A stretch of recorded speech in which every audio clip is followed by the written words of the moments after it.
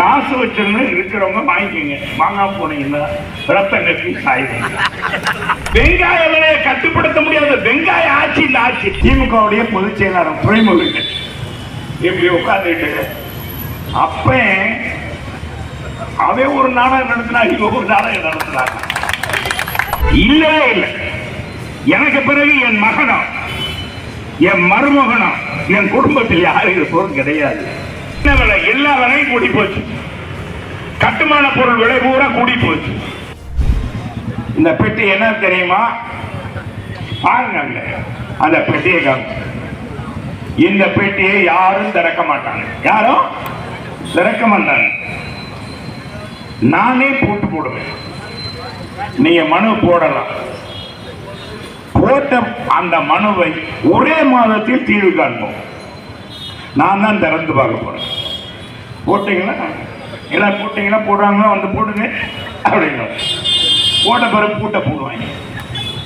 இந்த போய் போடுவார். ஒரு கூட்டத்தில் வேலூர் கூட்டம் ஜோக்கா சொல்றேன்னு நினைக்கிறேன். அவர் செய்கிறார்.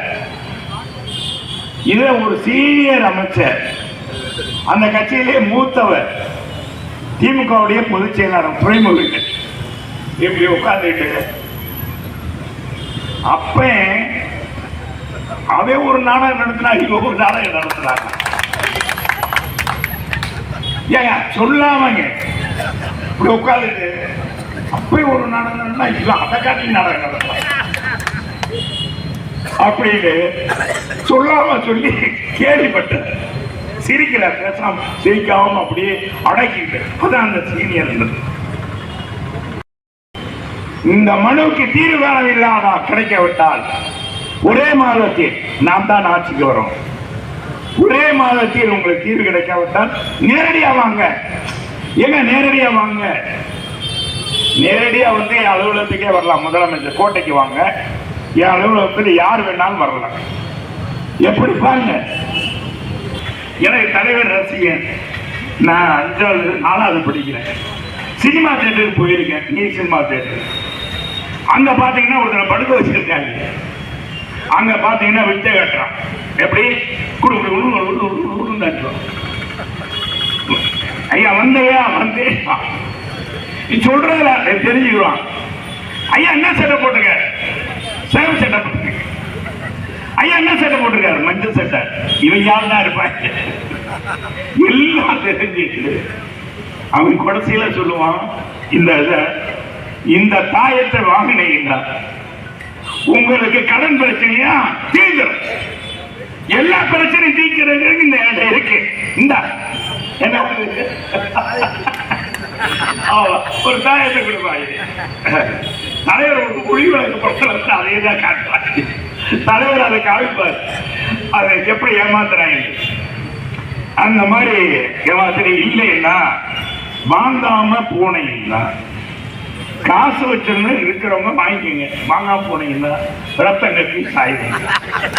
ரத்தம் கட்டி அப்படின்னு சொல்லுவாங்க. அந்த மாதிரி சொல்லாம சொல்லி இந்த தமிழ்நாட்டில் என்னென்ன தீர்வு கிடைக்கல, யாராருக்கு பிரச்சனையோ அத்தனைக்கு விவசாயிகளுக்கு கடன் தீர்க்கப்படும். அதே மாதிரி மகளிர் 5 பவுன் நகை, யாராவது 5 பவுன் வச்சிருக்கீங்களா? தம்பி நீங்களாம் பார்த்துருக்க உங்க வீட்டுல கேட்டு பாருங்க. 5 பவுன் வச்சிருந்தா உடனே கூட்டுறவங்க வைங்க. நாங்க உடனே வருவோம். வந்த உடனே ரத்து பண்ணிடுவோம். என்ன சிலம்பு ரத்து பண்ணிடுவோம். ரத்து பண்ணி உங்களுக்கு நீ கடனை கட்ட வேண்டும். இப்படி சொல்லி ஆட்சிக்கு வந்து 4 வருஷம் ஆச்சு. என்னடா முன்னேற்றம்னா மகன் துணை முதலமைச்சர் ஆயிட்டான். இதே ஆட்சியில் என்ன சொன்னாங்க? இவரை ஸ்டாலின் கேட்கிறாங்க, நம்ம முதலமைச்சர் அப்பா நம்ம முதலமைச்சர் கேட்கிறாங்க, முதலமைச்சர் அவர்களே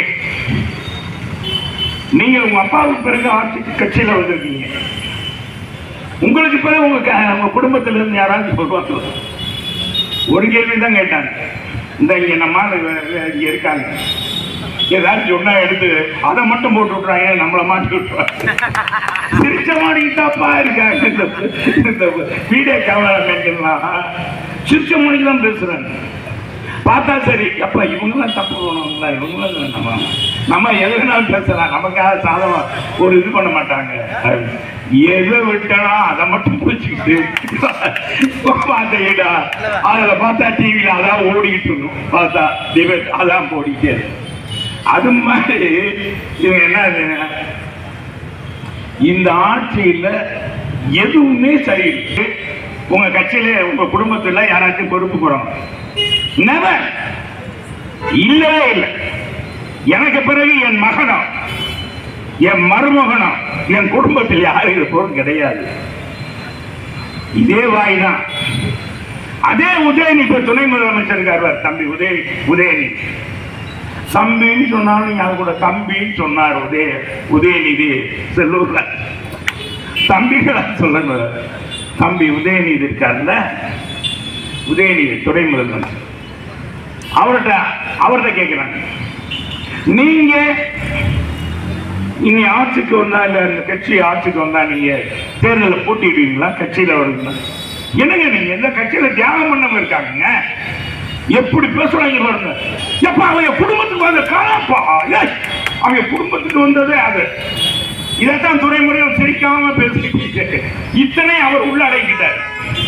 அவர் சொல்றாரு, அவர் உதயநிதி சொல்றாரு, நீங்க பொது வாழ்க்கையில சினிமா நடிகரா இருக்கீங்க, நாளைக்கு நீங்க அரசியல்ல வருவீங்களா? நானா வரவே மாட்டேன். கட்சியில எந்த பொறுப்பும் என்னை காட்டிலும் தியாகிகள் இருக்காங்க, ஜெயிலுக்கு போனவங்க இருக்காங்க. சொன்னாரா என்ன தம்பி? இதான் இல்லாத சொன்னா நாளைக்கு இங்க வழக்கு சொல்லி நம்ம வழக்கு போட்டுருவாங்க. உண்மையை தான் சொல்றேன். உதயநிதி சொன்னாரு, இந்த கட்சியில நான் பதவியெல்லாம் இல்லை. என் குடும்பத்துல எங்க குடும்பம் திமுக குடும்பம் தான். அதுல இருந்தா பதவிக்கு வரணும்னு இது இருக்கா, வரம் இருக்கா? அப்படிலாம் இல்லைங்க, நான் எதுக்கும் வர மாட்டேன். அப்புறம் பார்த்தா தான் இப்ப என்ன நடக்குதுன்னு தெரியும். இளைஞரணி செயலாளர், என்ன கட்சிய இளைஞரணி செயலாளர், அப்புறம் சட்டமன்ற உறுப்பினராக இருப்பீங்களா? இருக்கிறதே சின்ன தொகுதியா துறைமுக தொகுதி. எளிதா ஜெயிக்க முடியுமா? எந்த பணம் கொடுத்தாலும் எவ்வளவு கொடுத்தா ஜெயிக்கலாம், எவ்வளவு இருந்தாலும் அந்த தொகுதியை எடுத்து ஜெயிக்க வச்சு சட்டமன்ற உறுப்பினராக இருக்கும்போது அப்ப பார்த்தா ஒரு பெரிய ஜோக்குங்க.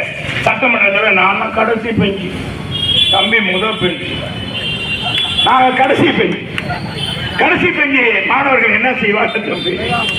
நாங்க வந்து லூட்டி அடிக்கிறோம். 4 ராஜேந்திரப்பா விஜயபாஸ்கர் எம்எல்ஏ ஆனவுடன ஒவ்வொருத்தனும் முதலமைச்சர் சட்டமன்றத்துக்கு வரும்போது பார்த்தீங்கன்னா எந்திரிப்பாங்க. இந்த மத்திய முன்னாள் இருக்கிறவங்க அமைச்சர்லாம் எந்திரிக்க மாட்டாங்க. சத்தியமா சாச்சாச்சா மீனாட்சி பொதுவா எங்க அம்மாவுக்கு பொதுவாப்பா யாரும் எந்திரிக்க மாட்டாங்க. அங்கே உட்காந்துருப்பாங்க. 1-2 பேர் மகேஷ் எந்திரிப்பாரு, எழிலரசன் அவர் எந்திரிப்பாரு, அப்படி ஒரு 4-5 பேர் உதயா இவங்க எல்லாம் எந்திரிப்பாங்க. வாங்க வாங்க இவர் அப்படின்னு அப்படி இப்படி இப்படின்ட்டு வந்து பவ்யமா அங்கிட்டு உட்காந்துருவாங்க. பிடிஆர் நம்ம தம்பி பிடிஆர் 6 பேர் பேச்சாப்பா முழவு தன் வாயால் கெடும் சொல்லுவாங்க. ஒரே ஒரு டேப்பு, அந்த டேப்ல 30,000 கோடி 2 வருஷத்துல சம்பாதிச்சுட்டாங்க. அது எப்படி ஒயிட்டாக்குறதுன்றத யாரா தான் இவர்கிட்ட கேட்டது. இவர் ஒரு அக்கௌண்டன்ட், உலக மேதாவி. யாரு பிடிஆர் சொல்லியிருப்பார். இது நம்ம முதலமைச்சர் தான் சொன்னார், பாராட்டினார். உலகத்தின் நிதியை சரியாக ஆளுமை பண்ணக்கூடிய ஒருத்தர் தான் நான் நிதியமைச்சரா பண்றேன். நான் பெருமைப்படுறேன். யாரப்பா? நம்ம ஊருக்காரு பிடிஆர் பன்வேல் தியாகராஜன், பன்வேல் தியாகராஜன். அவரை சொல்றாரு. சொல்லிட்டு அவர் சொன்னார், இந்த வார்த்தையை பேசினார் இல்லையா, இன்னைக்கு கடைசி அமைச்சரப்பா இருக்கிறதே துறையில மோசமான துறை. அதை கொடுத்து உட்காந்து அட்ரஸ் இல்லாம ஆக்கிட்டாங்க. அந்த குடும்பத்துடைய நிலையை இதெல்லாம் இப்படிலாம் இருக்கு.